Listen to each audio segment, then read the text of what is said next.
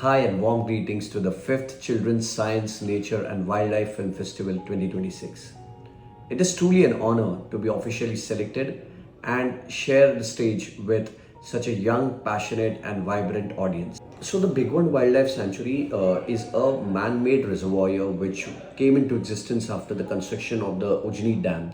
The entire idea of doing this documentary was actually to see how the ecosystem of grasslands, marshlands and wetlands get affected throughout the seasonal changes that happen in a year in and around Big One and Ujni.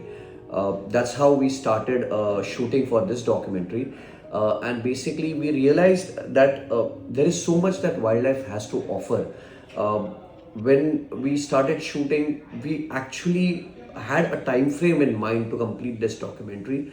But wildlife is always, it is something which is not predictable. So we were having some shots in mind, we were having some sequences in mind. The biggest challenge is nature does not behave the way you want it to behave. It has its own timeline, it has its own characters built in. At times it used to happen that we used to go for 3 or 4 days without shooting any sequence or without shooting any wildlife animal. But that was the beauty of the project, and it took us almost 2 years to complete the project, but we were happy with the outcome.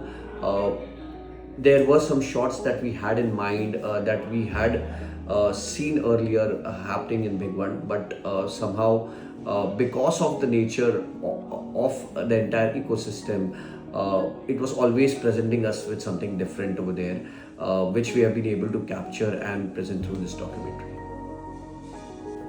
Wetlands, scrublands and grasslands are unfortunately considered as wastelands in this country. But they have a thriving ecosystem, they have a biodiversity which has been surviving for decades and centuries based on the minimal resources that nature provides them. Animals like wolves, hyenas, foxes are actually scavengers by nature, but they help us keep the environment clean because they feed on dead animals, which if not, then basically it can spread epidemics, it can spread harmful diseases. So that is the reason these wolves, hyenas and the entire ecosystem is so very important for mankind, and it is our duty to ensure that we do not consider them as wastelands and protect them. In fact, if we leave them on their own, then that is the best way of protection. We should not encroach in this property.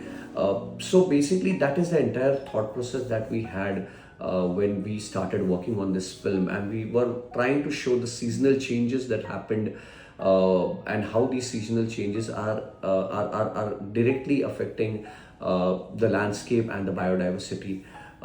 It is very important for the young audiences to know about this lesser known ecosystem, along with tigers and leopards and elephants and other big giants, because it will be then they will know about various biodiversities, various landscapes, various animals, and how are they surviving in their respective landscapes.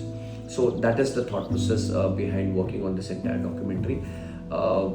We are trying to showcase this in every possible film festival, trying to reach to the younger target audience with a clear thought process that we are able to showcase a different biodiversity, a different landscape and animals which are lesser known but which are very important for survival of nature and for, of course, survival of mankind.